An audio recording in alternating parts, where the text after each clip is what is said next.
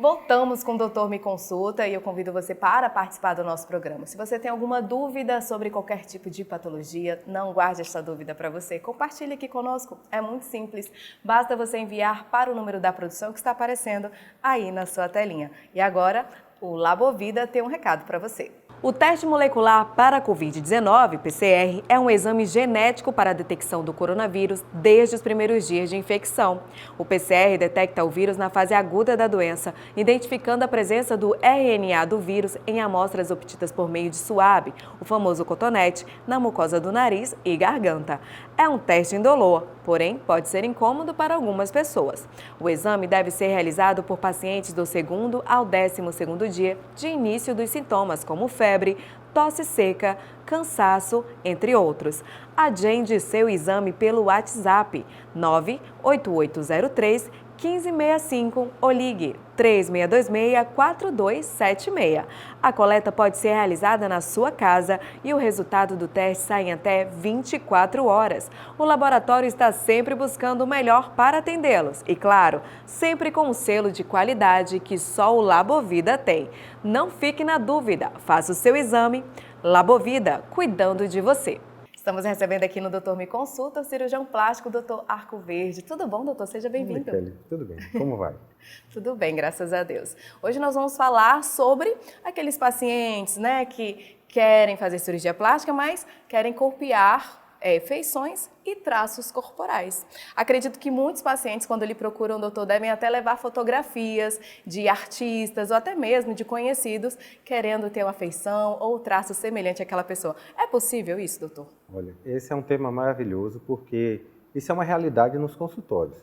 Todas as vezes, a grande maioria das pacientes, elas costumam ter uma inspiração, né? Essa inspiração ela pode vir de pessoas conhecidas, de pessoas famosas, de amigas, né, de parentes, e elas realmente pedem, principalmente na época do modismo, essas qualidades físicas, né, que são comuns aos padrões de épocas, né? Então, nós vamos relacionar os anos 2000, os anos 2010, os modelos de 2020, né, os anos 80, né? Então, isso sempre acompanha um padrão.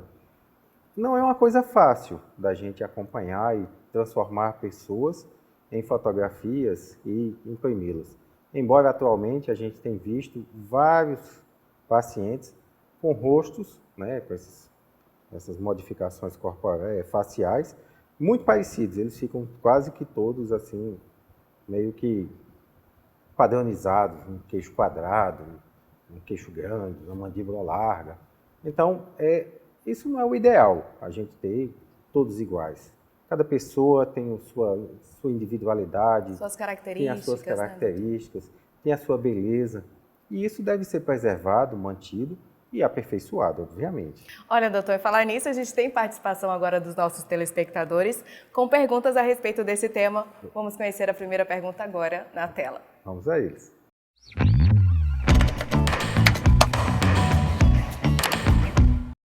O que é considerado na hora de avaliar esses casos? É uma excelente pergunta. A gente precisa avaliar as características físicas de cada indivíduo, as suas relações, as suas proporções e o que é possível de ser feito dentro do contexto solicitado pelo paciente. Então, às vezes ele tem um desejo, quer, mas ele tem tantas diferenças étnicas, físicas, estruturais, que talvez a gente não consiga chegar exatamente naquele padrão que ele precisa. Doutor, a gente tem mais uma participação da Fernanda, ela é do bairro Aparecida, e ela pergunta o seguinte: o profissional pode fazer a vontade do paciente mesmo que ele não ache bonito? Pergunta maravilhosa, né? Às vezes eu costumo dizer que eu sou o gênio da lâmpada. Você pede e a gente tenta atender o que você deseja. Às vezes, o que é bonito para mim pode não ser bonito para você. E às vezes o que é bonito para você pode não me agradar. Embora o profissional esteja ali para tentar adequar o seu desejo, né? Não é o desejo do paciente exclusivamente pensando no profissional. Quando ele pensa, eu só acho bonitas, sei lá, mulheres morenas do cabelo longo, né? E se apresenta uma loira do cabelo curto, eu não posso dizer que ela é uma moça feia, né? Embora ela queira pintar o cabelo e ficar com aplique, ficar com o cabelo comprido, ela pode.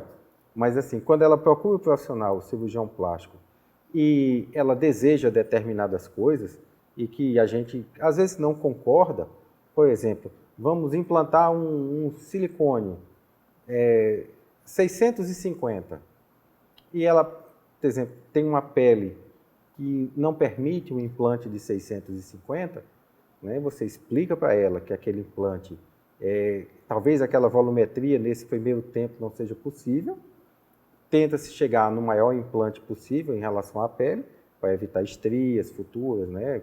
Quedas na mama, complicações, descências, aberturas, insatisfações, e pode programar mais na frente, colocar um implante maior, talvez para chegar nesse desejo da paciente. Mas assim, às vezes a gente está ali para atender o seu desejo. Ó, temos mais uma participação, doutor. É a Geisa, ela é do bairro Cidade Satélite. Ela diz, em alguns casos pode ser possível fazer semelhante aos traços de outra pessoa? Sim, perfeitamente. A gente pode melhorar, trazer essas definições físicas e étnicas para determinados tipos que não são exatamente aqueles que estão apresentando-se. Um exemplo clássico disso é o aumento labial, né? As mulheres de lábios finos e que a gente tem visto que tem uma busca crescente, constante, de aumentar os lábios. Esse padrão de lábios mais grossos, ele não é do caucasiano. Sim. Ele tem uma outra característica, esse é um exemplo ótimo, né, que a gente pode dar, né? Um nariz que a gente classifica como um nariz negroide, que é um nariz de base larga, né, com a ponta de pouca projeção, e ela deseja, por exemplo, uma base mais estreita, uma projeção uma ponta mais fina, um dorso mais definido, mais retinho ou mais curvado. Não faz parte da característica, sim, mas a gente vai chegar lá. Doutor, todos esses exemplos que o senhor acabou de mencionar, a gente pode dizer que são mudanças sutis, né? São Nada que vá sutis. amedrontar.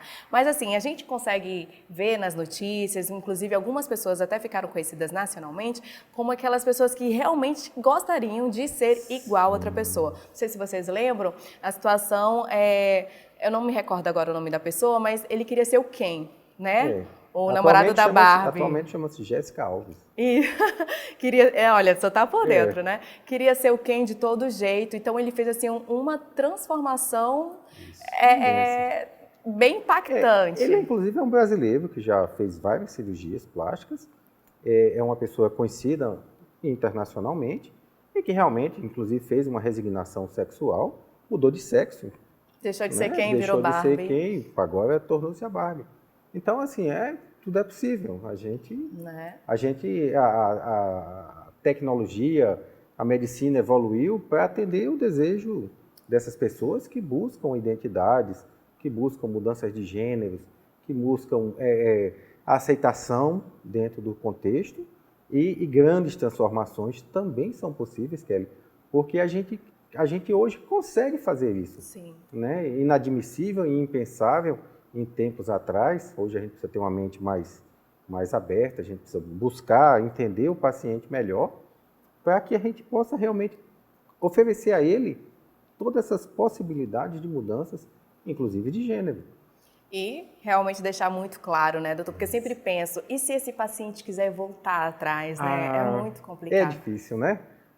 Um exemplo clássico é assim, a mudança de sexo, né?